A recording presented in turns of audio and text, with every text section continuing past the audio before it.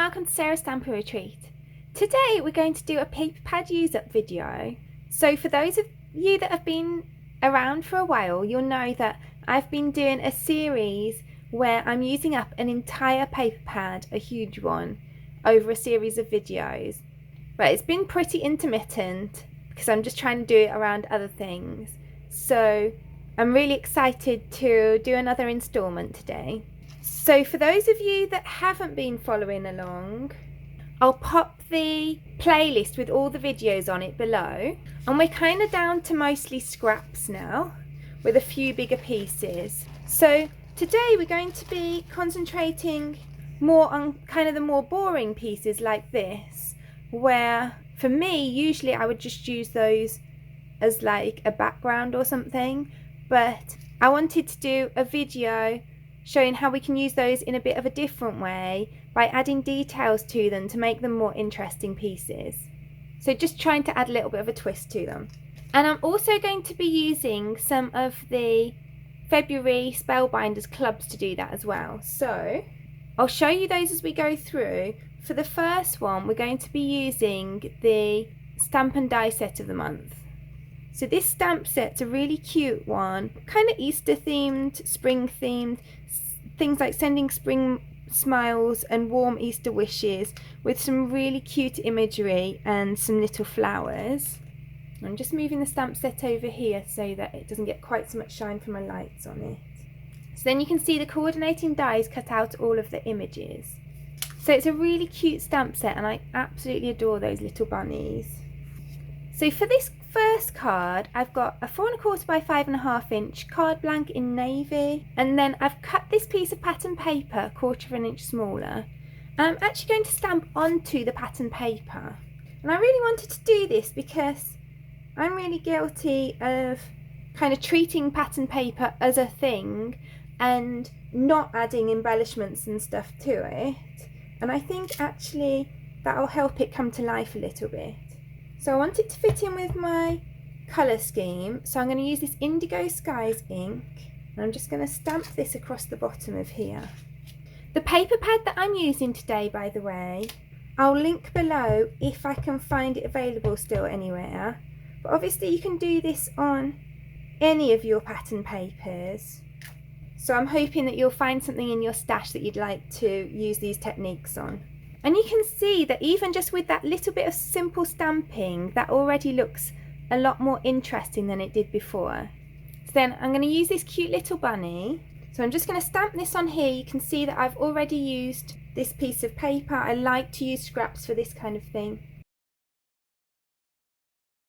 And actually this is slightly misstamped at the bottom, but it gives me a chance to show you another one of my little tricks. So I like to keep a fine liner pen on hand, and you can see you can just really easily join up those lines and it looks like a fully stamped image rather than stamping that again and wasting your products. So then I can colour that in using my alcohol markers. I actually usually use the Altenew markers, but I'm using Copics today because I've got these nice greys in here that I really like.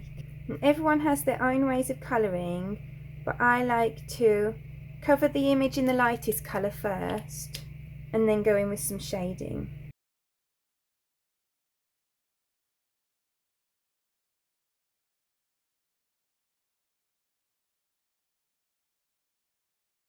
So then I'm going to die cut that out with the coordinating die.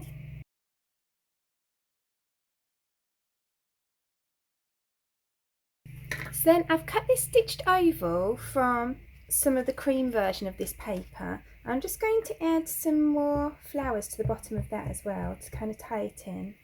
And so then I can start putting this together. So I'm going to glue this piece to my card front.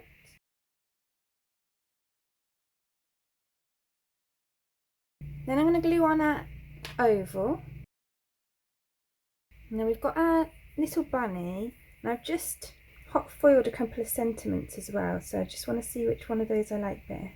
So we've got that happy birthday, which just kind of fits across there. Or the sending birthday wishes, which is a bit longer. I think I prefer the happy birthday, so I'm going to go with that. So I'm going to pop those up on foam pads.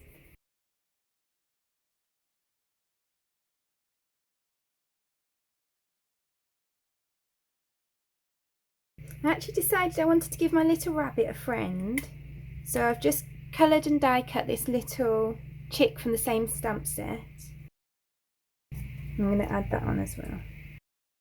And then we've got that cute little card, and I really think that stamping just adds something to the background.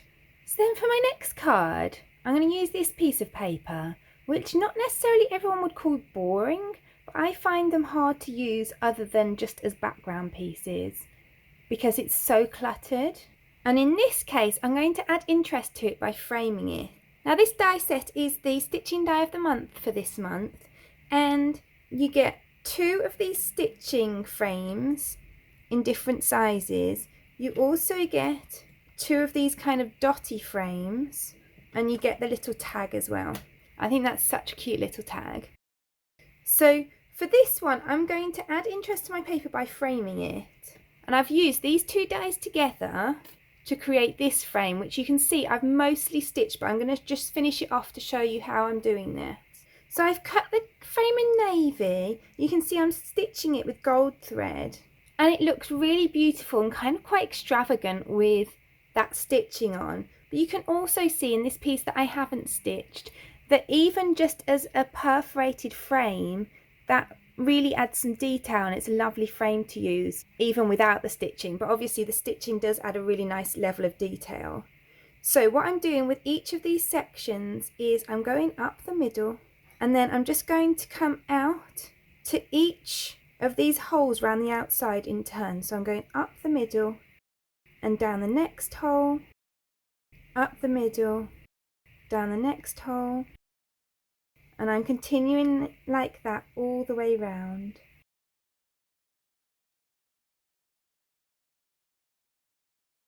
And then from there, if I hadn't done this one, I could just go up the middle of there and carry on with that. So you just carry on like that all the way round.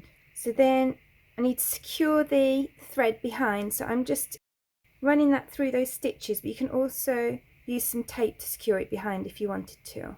So you can see there's a perforation around there. I've cut this out using just the largest of those perforated dies, so that fit exactly into there because it's the same one I used for the centre of the frame. So I want to pop this up on some foam pads.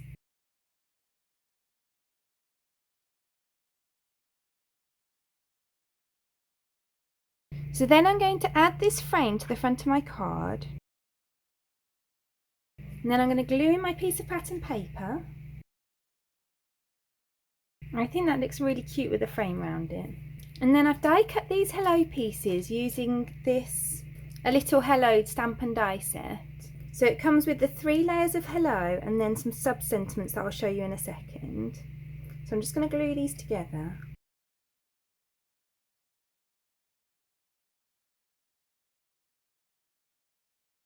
So then we've got this stamp that has a little "How are you? Miss you lots. Wanted to say, my dear friend, from me to you and sending you a happy," all in one go. So I'm going to heat emboss that onto my navy cardstock using gold embossing powder to go with the theme of my cards.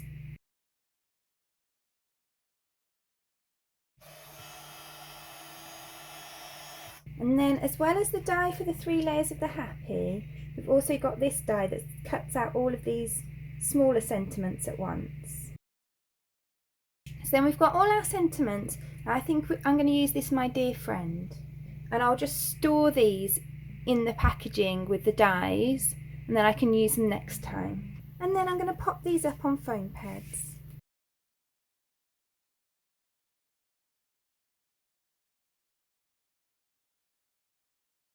And then that's that card done. So then for this next card, I'm going to use this hot foil set.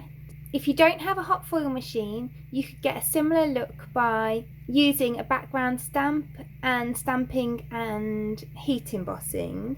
But this is this month's Glimmer of the Month kit. So you get this leafy portion with a die to cut the bottom if you wanted to lift it up. And then you get some sentiments as well. So you get "Spring smiles ahead," "Happy Easter," then you get "Enjoy the beauty of spring," and you get a die with that one too. And then this one says "Blossom into happiness this spring," and you get a coordinating die for that one as well. So each month you get some foil to go with your Glimmer of the Month kit. So this month it's this lovely lavender petal, but I'm actually going to use the rose gold that I had in my collection already to go better with my colour scheme today. So I've got my card blank, I've got this piece which I've cut to 1/2 inch smaller, and this is actually, it's hard to see, but it's pattern paper. So this was from a piece that had this kind of slightly cross-hatched pink towards the top. It was a big kind of scrapbooking sheet and it had florals along the bottom, but I'm left with this which is fairly plain, so I thought it'd be really nice to add the glimmer to it, so you've still got that texture behind, adding something rather than hot foiling this on plain paper, but you've got the glimmer to kind of lift the pattern paper a bit. So I'm going to cut 2 pieces of the foil because I'm actually going to foil at the bottom and the top of the pattern paper. So I'm going to tape that down. You want your paper, then your foil with the pretty side up, and then the foil plate. And then I've had my machine heating up. You can tell it's heated because it's got the green light on. Then I'm going to add that onto here with the plate down. I'm going to press the timer. So now that the timer's stopped flashing, I can put this through my die cutting machine. And then I'm popping this straight back in here to heat up again. And then we can take this off. We've got this gorgeous foil now on our paper. So then I can pop that back on there to heat up again. And it is worth noting that when I put this through, I put on my plates, but I'm also using just a plain cardstock shim because we're foiling onto pattern paper, not onto cardstock, so it needs that extra bit of help. So then I can pop this through my die cutting machine again. So then I've used this Be Bold Glimmer Sentiment set, which is an older one that I'll link below if they still do it, to hot foil this happy birthday in the same rose gold foil. Then I've got this kind of rose gold foil cardstock. It has got that kind of like aura to it with the different colours, which I prefer not to have, but I'm trying to use what's in my stash, so that's what I've got. I think if you have more of a flat rose gold, that would look better. I'm just going to add the layers to my card, and then I can add on my foiled pattern paper. And then I'm going to add some foam strips behind my sentiment.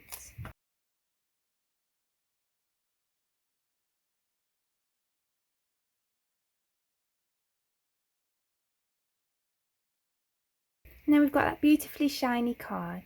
So then I'm going to use that same pattern paper that just has a faint crosshatch on it for this next card. But this time I'm going to emboss it to add a bit of added texture.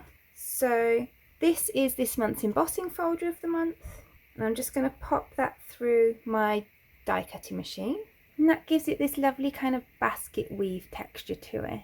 So I'm going to glue that to my card front, and then I've used a stitched oval to cut this oval out of navy cardstock, and I've got a couple of those little bunnies from the stamp set that we used earlier. And then I'm also going to use that sending birthday wishes that I didn't use earlier. I'm just going to add those on like that. I don't know how well it will show up on screen, but the coloured texture that's on the pattern paper and the texture from the embossing folder really work well together to kind of give that background a bit more dimension. And then I'm going to add all of these bits up on some foam pads.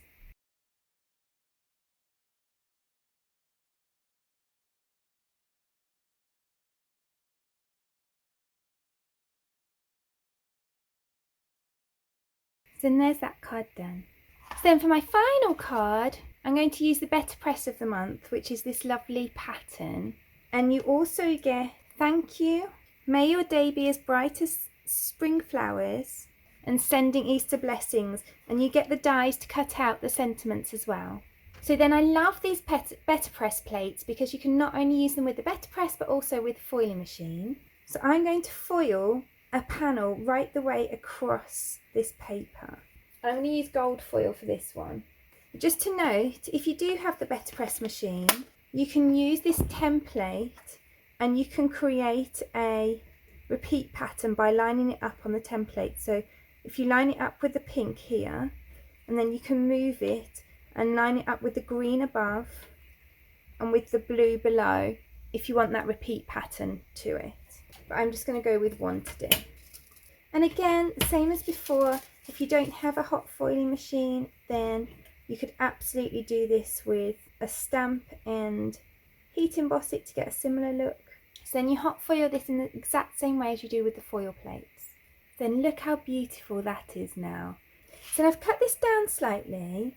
So this is now 5 by 3 3/4 inches, and then I've cut a piece of gold cardstock that's 1/8 of an inch bigger. And I love that by adding that foil, we've made that kind of boring pattern paper like the feature of the card. I'm going to add that to my card front. Now add some foam pads behind my sentiment.